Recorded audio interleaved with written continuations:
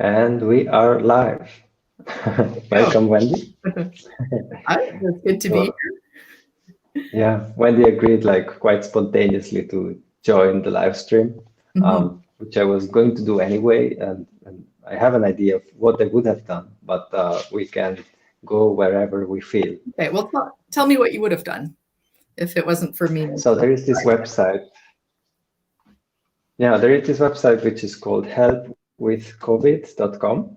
And Mhm. it's basically a place where people can submit projects for, to support with the coronavirus, but it's mainly tech, like develop stuff to develop websites and so on. And I talked a few weeks ago with Jonelle, and she basically said that might be the best place to check whether you can help. And yeah, on one hand, I've been thinking about something that I could program myself, a little app idea. We could talk about that. But another idea was just, it could be useful to just spend an hour, half an hour, just scrolling through the projects and commenting on them, checking which one is still alive, what do they do, and maybe someone who watches the live stream might get inspired too, right? Like, and say, this is actually a good idea, or I want to join, I want to help, that kind of thing. It's funny. That was the idea. So that's neat. I could see going through and looking at the projects and just like offering up some hot takes. But I guess what you described, it reminds me of that meta question, like that big meta question, which is, what is, when it comes to figuring out your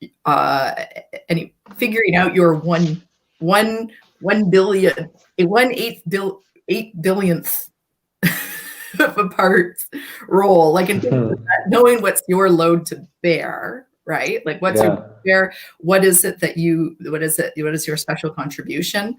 Just like when it comes to figuring that out, it makes me think about what are some of the kind of practices, like the social practices or the inner practices that one has for figuring out, like, what's your responsibility, what's not your responsibility, what is your special strength, what are your weaknesses. Because Jordan Hall, I guess he spoke about that a bit more recently on that situational assessment that you linked to. That say if you're trying to build a car, it's kind of, what is, I think he described this, that there's a certain type of person, I guess, like a certain kind of entrepreneurial person who will actually kind of assume, just by nature, they'll see the problem, or by perceiving a particular problem and opportunity, they'll end up kind of taking on and assuming more than really is their load to bear. And so learning how to drop that and focus on maybe just finding the others, right?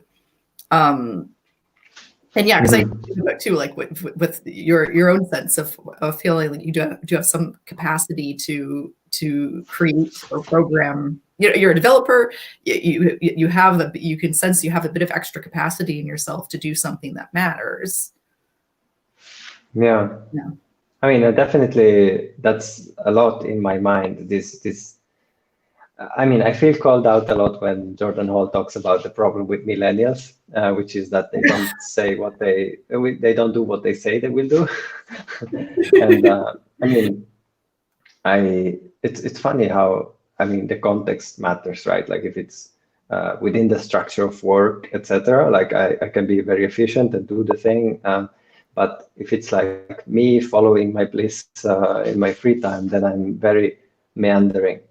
Like I once took the test at the Big Five, and so I'm extremely low conscientiousness and high openness. So it's really hard for me to focus. And, this is really a question that has been in my mind the last days. Like, given that I have that personality, what is my role, right? What's the best thing I can do? Should I try to fix that weakness, or should I basically just give up and double down in the strengths, So basically, I guess the main point, the first step would be to stop making promises, right?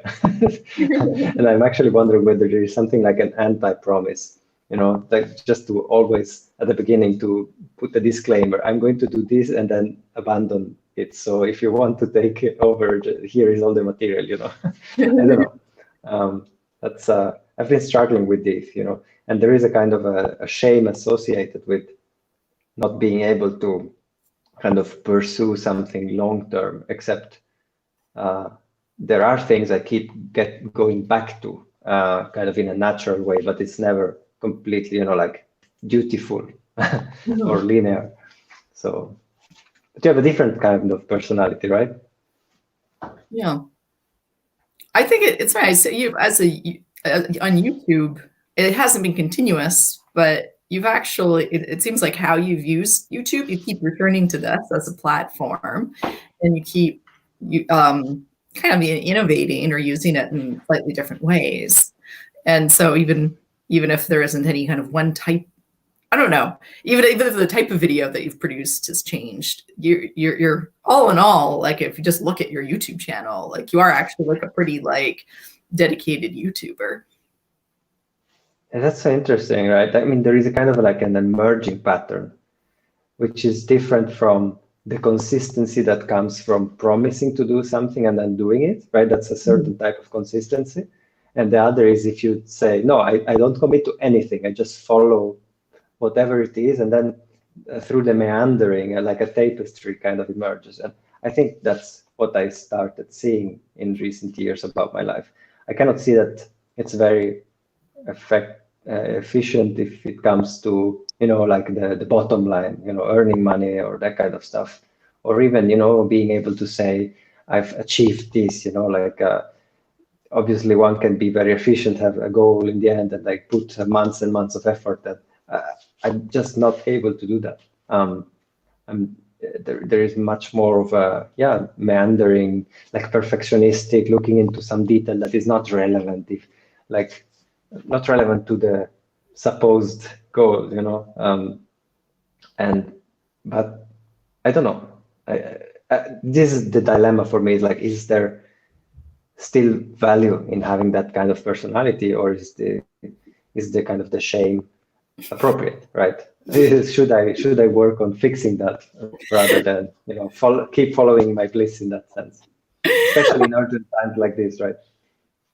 I'm sorry. I'm chuckling at I'm just chuckling and chuckling with recognition about like this critique on the level of personality. Like, is there value in having this kind of personality anymore? Or is this like a part of my personality that I actually need to like develop or change? Yeah. And I totally recognize that like personality level, like, okay, reflects sensitivity. But there's an element of it that's either, depending on how you look at it, like really kind of sad, like kind of poignant. The idea that some people don't feel the need to keep their personalities. And there's also an element that seems almost like a little bit sociopathic when your personality is kind of up for grabs, depending on its, sort of fittedness to an environment, to a context. That's a good point. Yeah. It's just, like there is this harsh truth, which is that people with high conscientiousness are, I mean, there is the even harsher truth that IQ and intelligence have a correlation with success, right? But conscientiousness is another one of those. And so, there is, so for me, I kind of gave up in my free time on earning money or like being entrepreneurial. To me, it actually feels like a break, something that blocks me from the full creativity or the full doing even. And so, maybe it is a matter of actually liberating oneself and really saying, no, I'm just going to do things, and I give up on the consistency. And maybe like one way to keep the dignity again, like is to stop making promises. As long as you don't make promises, it's still okay to like meander, to wander. Do you consider yourself an artist, or have you ever considered yourself an artist? there is something to that, I have to say. There is a way I go about things that is kind of intuitive, more like a feeling approach. And I would say that though that there is no specific art that I can fully identify with. I mean, programming, web development is where I put my 10,000 hours, but even that for me is like a frame that I want to break, and it's really about this breaking the frame, which can be a strength. Again, like I think probably within a team, this kind of personality can be the most useful because, I see that, right? In team settings, people discuss, we have to do this and this and this and this. And then often I come and I see, wait, but okay, there is all this stuff at the margin that haven't been considered, right? Like I kind of see the gestalt and what is not fitting the gestalt. So I don't know if that's, I would say that there is something artistic, something aesthetic about the way there is an aesthetic about the way I go doing things. So maybe one aesthetic is the trying to rehearse the sprint, and which is funny because the sprint is this idea that you have an idea and you get it to completion in a couple of days, right? Which is the amount of time I managed to kind of keep focus on something, right? So, and I've been like wandering and spending a lot of time trying to develop the perfect system to do that within a few days, right? But that path is kind of never ending of developing the system to have the perfect sprint, So there is this, and that's pretty much like an aesthetic pursuit. It's just a matter. I would like it to be able to, see, okay, this is needed. This very micro kind of intervention is needed. I start now. In 2 days, there is something out there that does it, and I can kind of like let it be, like, and I can be off to something new. And I kind of feel that there is still learning. I still need some iterations around this. Like I'm still not there where I can do that, which is a pity, right? Because now it feels like, okay, the pressure is coming, right? We need to be able to react quickly to the situation.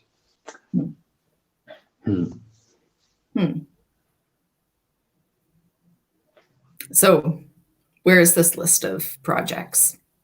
The coronavirus. Shall we check the list? Before we do that, Ernesto, I hope you're still there. We have 2 people watching the live stream. So Ernesto on Facebook left some comments. So let me see if I can kind of highlight them. So this is from the, can you read it? Can you see it? Oh yeah. Oh, look at that. It just popped up. Right. Wow. So one heuristic that works for me is to help people that has less power than you to improve their own life. This is more like about what kind of app. Oh, okay. Yeah, it's cool. I mean, this software can do some fancy stuff, so it's fun. Okay, let's highlight another comment of Ernesto. To maximize contact with reality, you can't be a specialist because specialism requires gating too many things. Demands too much filtering and slow feedback cycles. I love that maximizing contact with reality as being like, I guess like that's like goal or imperative. I think he's referring to there is this video with Jordan Hall and John Vervaeke where they talk about faith. What is faith?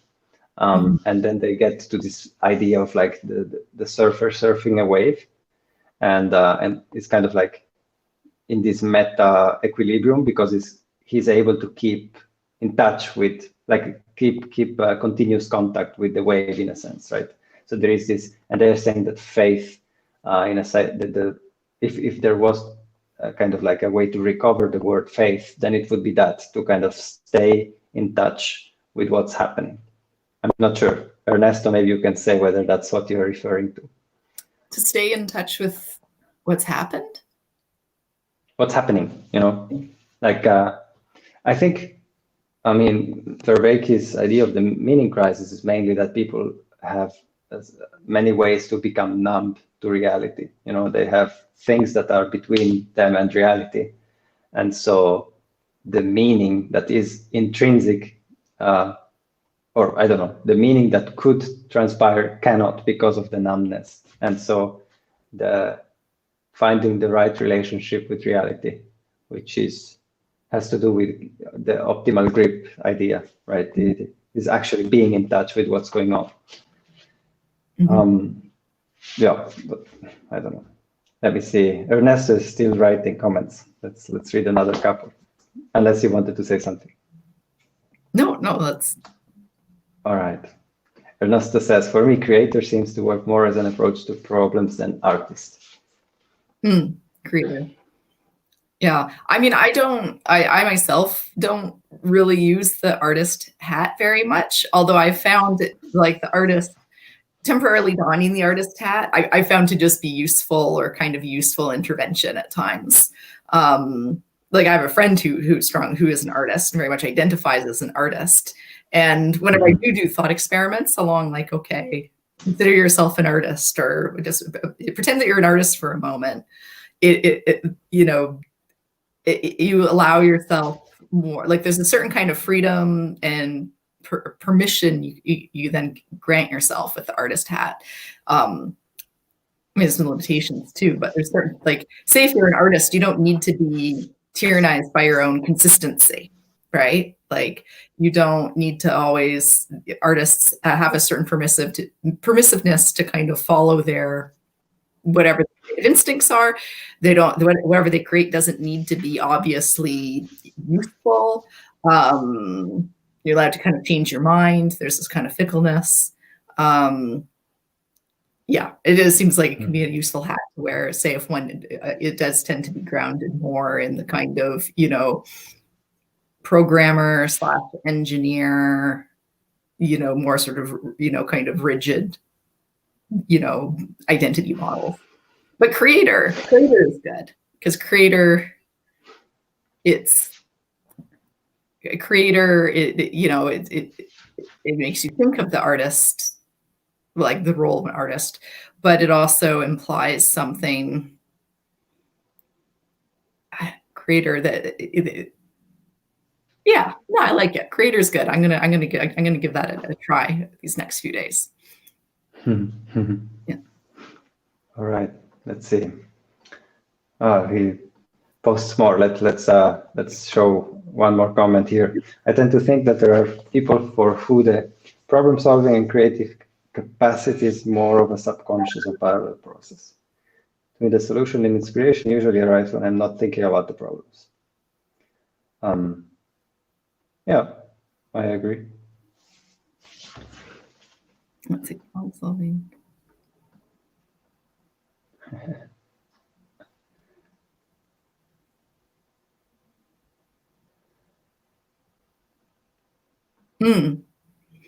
Yeah. No, that's a good point. I mean, like, I think my husband, Steve, to have their, like, any kind of meta conversation about problem solving or creating, you would just be like, what? Like, just, there's a problem, you solve it, right? Or if you need to create something, you just go ahead and create it. And the idea of like a meta discourse, He's the one, reminds me of my father. He doesn't like the word sense making. He's the one when it comes to the phrase sense making rubs Steve the wrong way. He's like, there's just sense. No sense making. Something makes sense or it doesn't make sense. It sounds so familiar. Yeah. There's so many things in this space that I could not communicate to anyone because of the words, and then especially if I had to translate them to Italian, it would just not work. It's like so many actually basic things that we even used to just think about these things. It's amazing. I never managed to explain. Even friends who might have similar kind of ideas, I kind of like use a lot of English words with them. It just doesn't work. Italian is not useful to me anymore. Yeah. All right. Oh yeah. So where's this list of? Shall we jump into the list? Yeah. Let me try to do that. All right. I want to share only that part of the screen, and I hope I will manage to do that. Select window.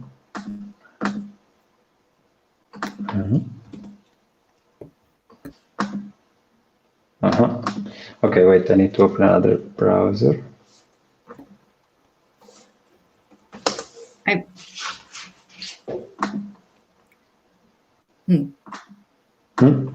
I know. Well, you're just. Do you want me to just talk and say stuff? Yes, please. Dead air is one should not. Dead air should not happen. I understand. I guess the thought I had is, say, when I think about the idea of programmers, programmers developing tools to help with, the current crisis. I guess I guess that task of feeling like you have, that you have when I think about that challenge of being like, okay, you have the ability to do something and to create something that could potentially solve like a problem, not just for one people, but for, thousands of people. I guess if you're creating a program that solves the right problem, then you can solve a problem for at scale for, thousands, millions, billions of people. I guess then the problem, like finding like the right problem to solve and then coding a solution to it.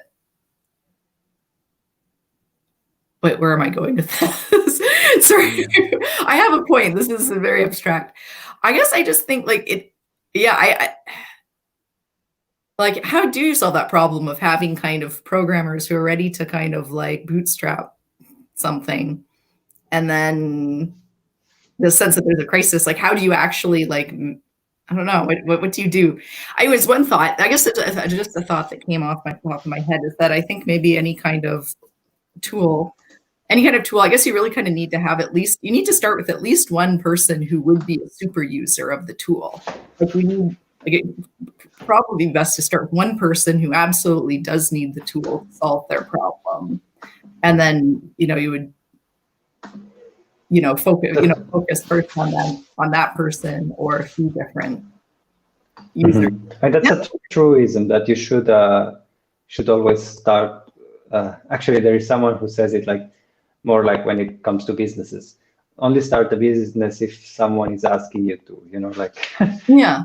Basically, like first have someone who actually needs something, and then So I'm sure, because it's what I'm saying is just it does seem like just sort of like general good advice. But then say when it comes to finding someone who actually really needs the tool, you often need to have the time and attention to like test. You say if you're like testing a new program, like it takes time to test. It takes time just to give feedback on something new. Is it working? I think we might have sorry, I think I managed to share my screen, or at least the window. Yeah. Do you see that? Yes, I do. Can you read? Yeah. All right. This is the website. It's called Help with COVID. And that was, just for people who tune in now, that was my initial idea for today's live stream, to just scroll through these projects and see what is there. Good ideas, bad ideas, dead projects, living projects, and so on. So shall we do that? Yeah, let's do it. Let me see if I open this up. Give me a second. I am still learning. Okay, it's a bit bigger now. Let's look at it. So here so the general idea of the website is there are all these projects. As you can see, there are like at least five. Take a look at the 516 results, right? So there's a lot going on. And we can filter by type or by skills needed and sort.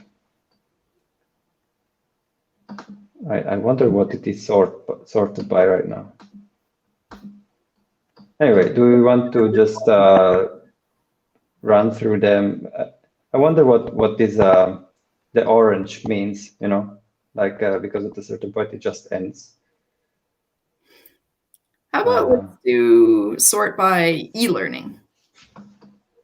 So we filter, yeah, over here. All right, so we have 49 results still. Volunteers needed. Let's see the. Okay, I don't know. None of this sorting criteria is really helpful to me. I think it would be cool to see. I don't know. I guess it's hard to. What does it even mean to sort by volunteers needed? No, here, no volunteers. Okay, this is just shows. It's the opposite of how many volunteers there are. Okay, but then I would actually like the opposite of this. It would be cool to see how many people. I think now it's sorted by the maximum amount of volunteers, which means it's an interesting project, right? So sorry, I took a lot of time to analyze the user interface, but shall we start with this one? So virtual homework supervision to help overwhelmed parents while school is closed. Huh.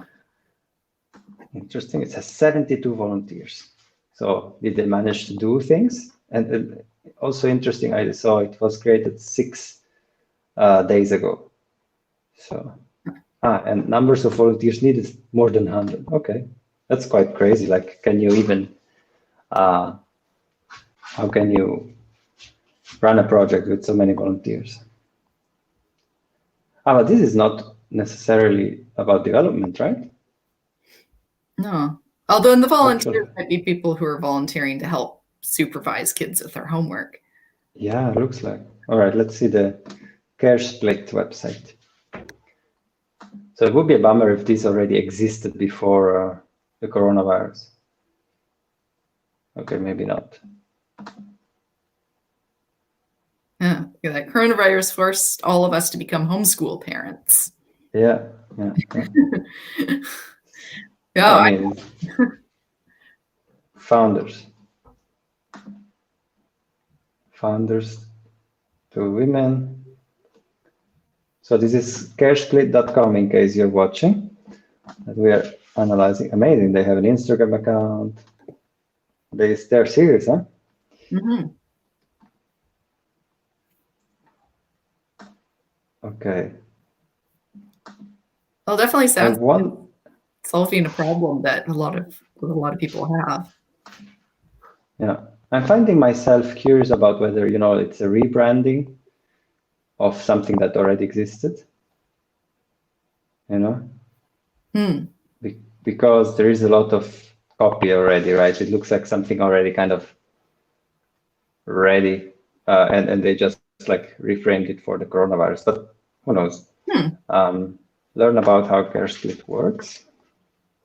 That's interesting to think about, that there might be people who are, developing, before the coronavirus, were developing a tool that had, like maybe its use case was maybe not super strong. And then with the coronavirus, all of a sudden, like their tool might actually be this killer, can become like this killer app for. Yeah. And so now, okay. So people who sign up as volunteers, okay, let me see whether no, actually, I should not try to sign up right now because I would show my credentials and stuff. I'm wondering, I guess, yeah, so people who sign up, you would just write an email to this person, huh? I have the sense that this already existed, I mean, which is not necessarily a bad thing, right? But one would, it doesn't look like a bad thing. But one needs to be more careful about whether it's a, opportunist kind of thing, right? Like people using the interest right now just to push something that's vaguely aligned, right? That can happen. So let's look at this other project here. COVID-19 Jobs Help Camp. Hosting global virtual career events. Support. Okay, it's already a long description. Hosting global virtual career. All right, so this is about people who lost their jobs. And what kind of solution? Okay, this doesn't have a website. So it looks like a serious attempt to solve the problem. You know, like I shouldn't compare it, but it looks like it originated from coronavirus. It's funny here, there is not even a way to contact them. I wonder what happens if you sign up to volunteer, whether there is some chat going on or, you know, like whether you kind of get to contact the organizers. You have a team of 20 already working on the project. What do you see? What's your sense? What are you interested in as we scroll through this website? Let's see. Oh, my impression of what, the help with COVID website, or? Yeah, I don't know, like if you have some comment. By the way, Bentley, hello, thank you for showing up again. I'm showing your comment. I'm aware of several projects that were refocusing on the COVID-19 situation. That's not necessarily bad. No. Cool. Yeah, I mean, in the end, you know, if people are ready right now to really do something useful, probably they have been preparing, right? So Bentley also writes, several important projects have lost funding as the founders refocus on the pandemic. They have no real choice but to change their focus. Yeah, makes sense. Makes sense. I wonder whether this kind of, it's a secondary way. Like I'm aware of people stuck at home with nothing to do, starting to do things, you know, volunteering in different ways. But I never thought about businesses kind of rebranding to actually help. It's an interesting, like kind of like a higher order opportunity, because as an individual there is so much you can do, but as a company you basically have a team that is already kind of ready to go. Yeah, so I've actually been trying to mobilize my company a bit, and a few things kind of emerged out of it, but more like individually, not as a company, at least for now. I know with I guess with my employees that I am, we're a movie, it's a movie theater, right? Like I own a movie theater. The employees usually use their work is usually, just opening and running the movie theater. And everyone is still, I guess it's going to change soon, but at the moment everyone is still like on payroll. Although there's like new in Canada, like a new fund that's sort of been announced that will give people $2,000 a month for a few months. And so the staff, they're going to sign up to receive that funding. Although, although they'll still be like employees of the screening room.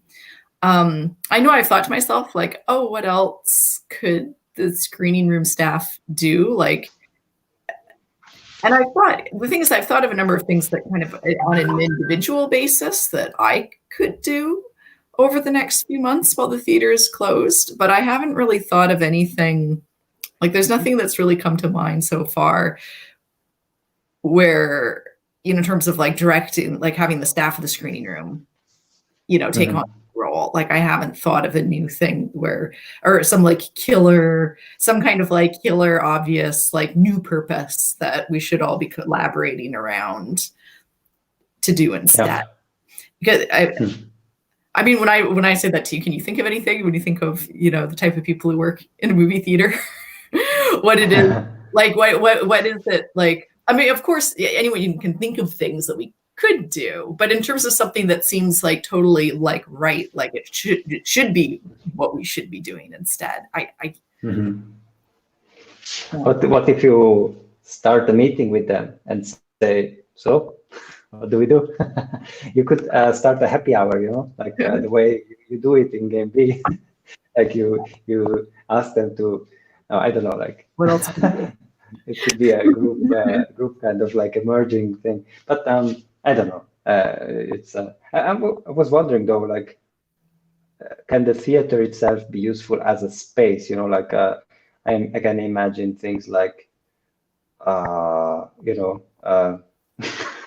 Okay, now I just had a really bad one, but a place to put to pile the dead people. So sorry. Oh gosh.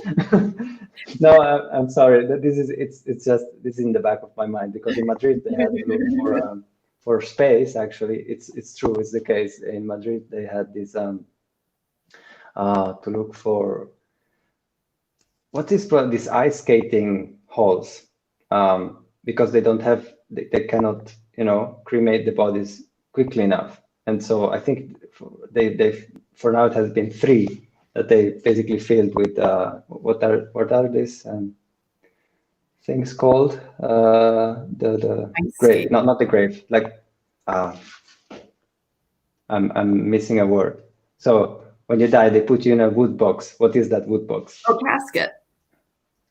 Casket. Casket. Okay, it's the first time I hear that word. But yeah, so they don't know where to put them. And so they have been filling these ice skating halls because of the cold. And so it's kind of like one of the most vivid images in my mind. So it came up as a really bad joke. Sorry about that. Okay. Anyway, the government, like,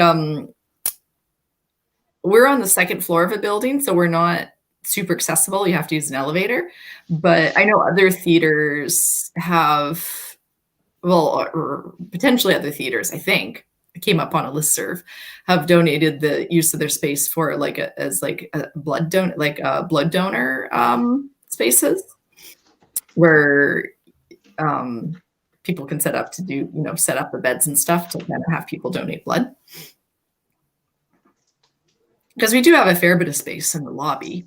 I mean, more so than what like a store would have. We do have a fairly openish area.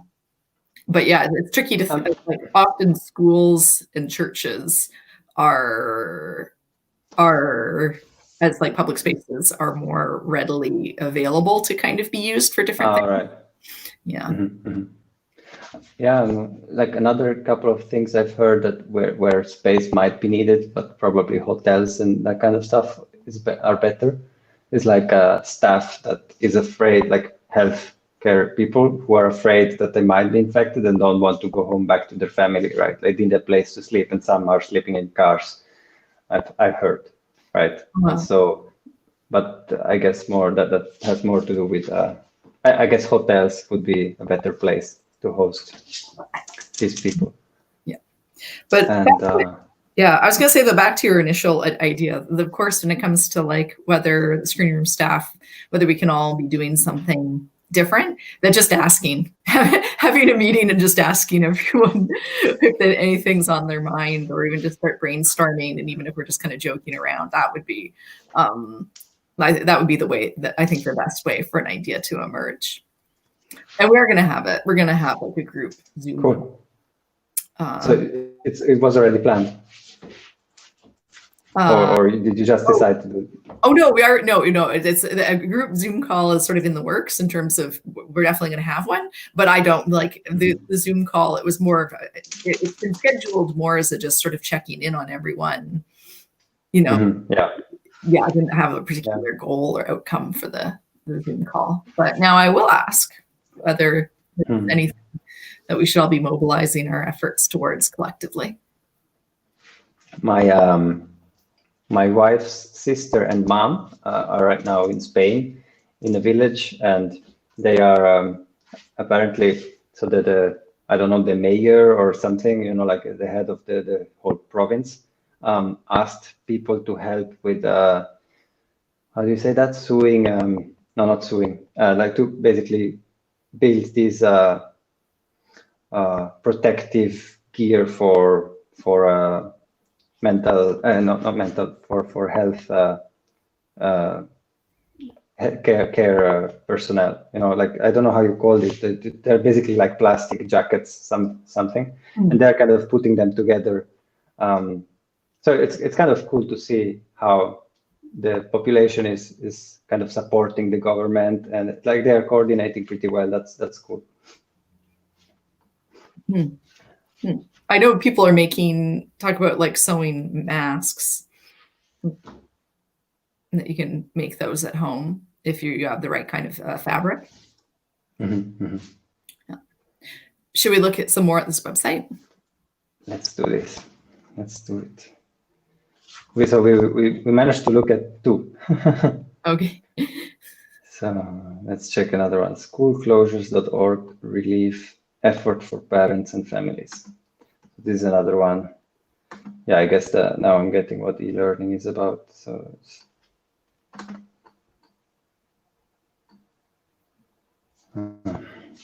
tutoring families. So they have a hotline. Huh. Volunteer tutors and other universities to teach kids remotely.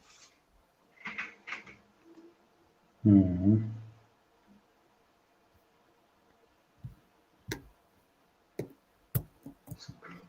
I'm interested just about the whole landscape around like online courses. They're paid courses or free courses. I want to learn more because I have thought, now that I'm kind of presented with, thinking about like, what am I going to do these next few months? I have thought maybe I should what if I did take an online course? I was like, I would actually have time for it now. Is there an online course I'd like to take? But I'm just interested, like, even though my actual interest in taking an online course is pretty limited, just like the explosion of e-learning, I find really interesting, particularly because, we've been playing the, John Vervaeke's Meaning Crisis lectures at the Screening Room. I do have this idea that like the Screening Room, the movie theater, I mean, once this all blows over and people are allowed to gather in public, I do have this idea that the movie theater could be used as sort of like a gathering place to provide a real world gathering component for e-learning. And I thought like there's some way in which you take like an online course and a movie theater and combine them. You can replicate much of the experience of like taking a course at a like at a university and a college. And I'm just there's some exciting potential I see there. Yeah. Regarding this education, I haven't been thinking about that in a long time. As you know, I went to a Waldorf school, and for me that was I never knew whether it's a good thing or a bad thing because my parents were disagreed about the choice, and so during my kind of like upbringing education, I was always kind of wondering, is this good, is this bad, etc. But then since then, I never thought about it again. And kind of now it's appearing again a bit like under my radar with like Zach Stein, his kind of writings and things. And now, knowing that there are all these children at home and wondering, is that a good thing? Is it a bad thing? Is it an opportunity? Or is it more of like a weight for the parents? Probably it is more of that, more of a weight. But there is something that feels so wrong about just children having to like getting sent homework per email or something. That feels like there's only the bad stuff that remains from the school system. It's like it's an opportunity for project-based learning, all that kind of stuff. But obviously then, as a parent, you need to have the time, right? If you have to work at the same time, then it's a problem. And also you need to have the interest, or I would like that a lot. I mean, my son now is 8 months old or 9 months, and so I mean it's a different period of life, but I think I would enjoy that, homeschooling. Probably I wouldn't choose that for him because of the social isolation that would come from that. I think that would be the biggest downside, right? Like if you homeschool, then it's just you and him. But I think me having that role of like waking up and, starting playing and then asking a question and then exploring and pulling out Wikipedia, I don't know, 3D printing things and going where the inspiration goes. I would love that. I guess though, I've known a few people who were homeschooled and who do homeschool, and I guess depending on like where you're located. I mean, I guess you can have your kids, you can homeschool and have your kids have like a fair bit of like social time and social contact. Like homeschooled parents will often kind of coordinate to do things like outdoor nature school together, or field trips, or even I know some public schools, at least in Canada, like will be parents who homeschool, but their kids get to go on the field trips that happen at the sort of regular school, as well as participate in some of the activities that are organized by like a full school. So they will, you know, sometimes be seeing kids. And I guess there's other kind of groups, like I guess there's other types of classes and groups that a kid can participate in, like, you know, Girl Guides or Brownies. Or even if they go to church and Sunday school, where you would have some like continuity of seeing this, your kids would be seeing the same other kids again and again and have an opportunity to form friendships. Mm-hmm. Yeah, I know homeschooling, it's something I have kind of like thought, yeah, it's in my mind as like a possibility. I think there is a good school that I think I'd, you know, happy with for Vera to go to, but every so often I think about, you know, since often I'm a fan of just sort of like doing my own thing. Yeah, I've thought about homeschooling. No. Oh, there's a course. So there's this course that's sort of been in the back of my mind as something to maybe do for a while, which is called Parenting as a Spiritual Practice, 8-week virtual course. And it's integralparenting.com. But it's offered by this woman, Miriam Mason Martineau. And it's and she's like an integral, like part of, it's part of the whole like integral world.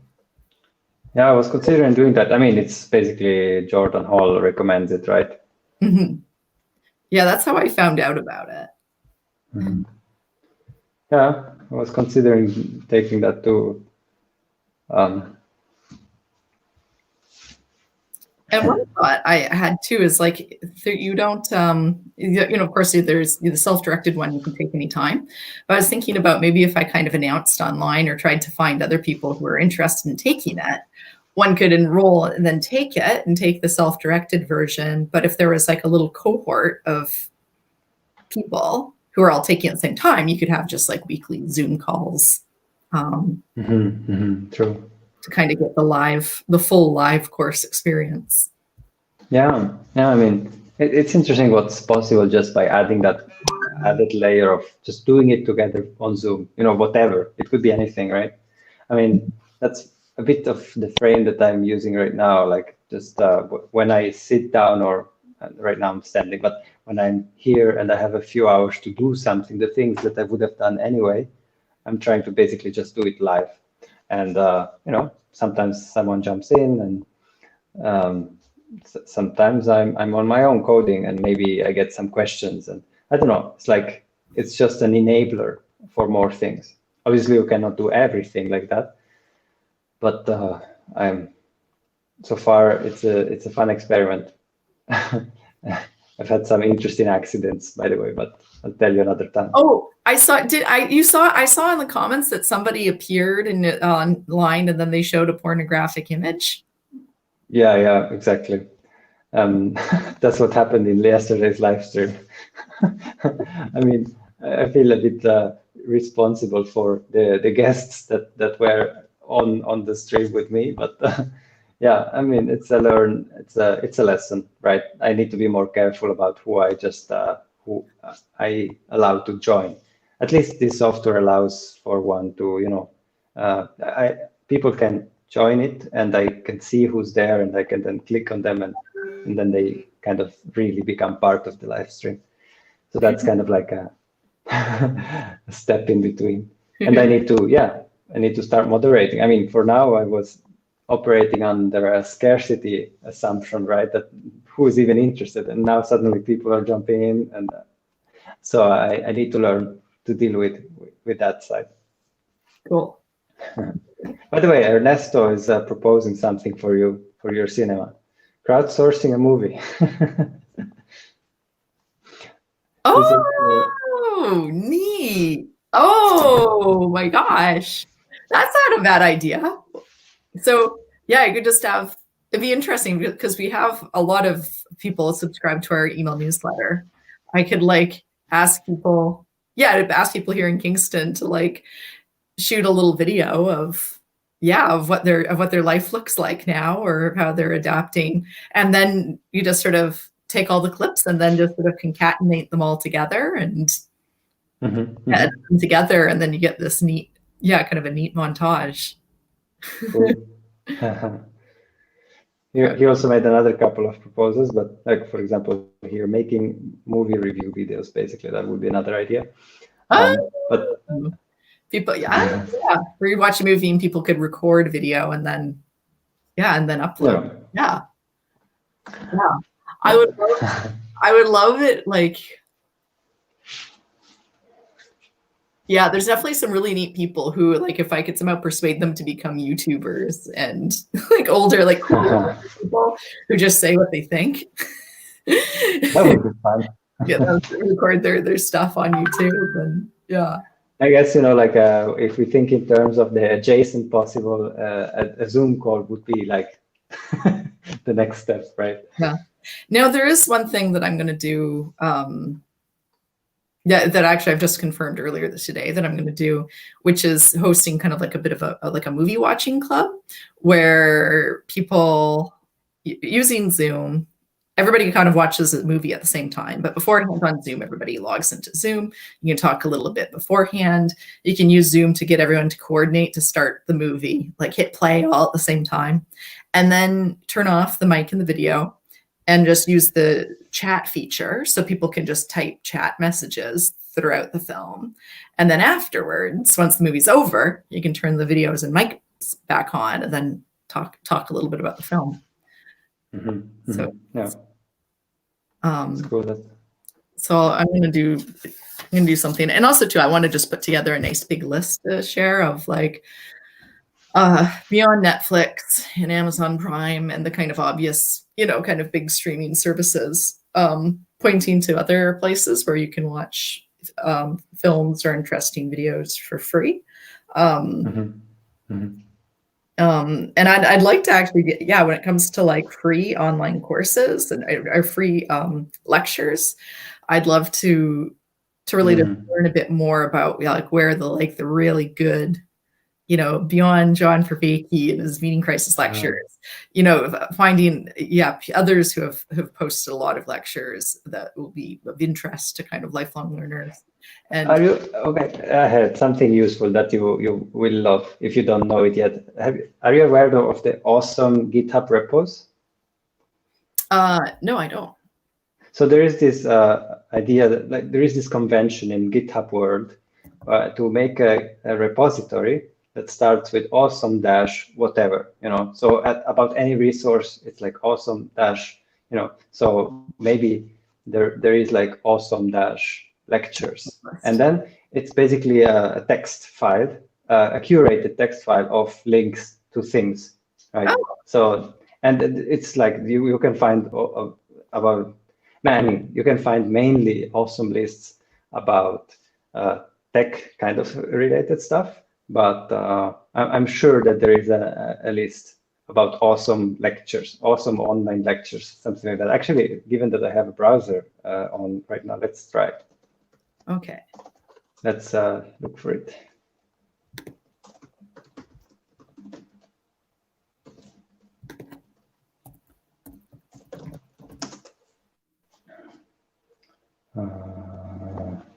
Awesome courses, awesome talks. Let's see whether there is a. You see? Do you see it now here? That's a good example. Awesome courses. So it's a GitHub repository, which is basically contains a list of links, right? And so the principle is super cool because people can just make an issue or a pull request to add new things, right? It's one of the ways that GitHub can be used, not for code. So this is a free programming courses list. I don't know. Neat. So, for example, what would you be interested in? This is mostly computer Science looks like. Yeah, I'm looking at awesome talks, and that's mostly your science talks. Yeah. Awesome courses. All right. Maybe you will find something. Anyway, so you were saying you have half an hour. We've been talking for an hour. An hour.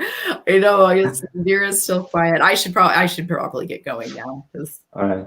Kind of past. I mean, we can end the broadcast so we have a moment to say goodbye. Okay. Is that okay? Yeah. Right. Like I'm gonna stop sharing the screen and say goodbye to the last watcher. Thank you for being here, and see you next time. Till then.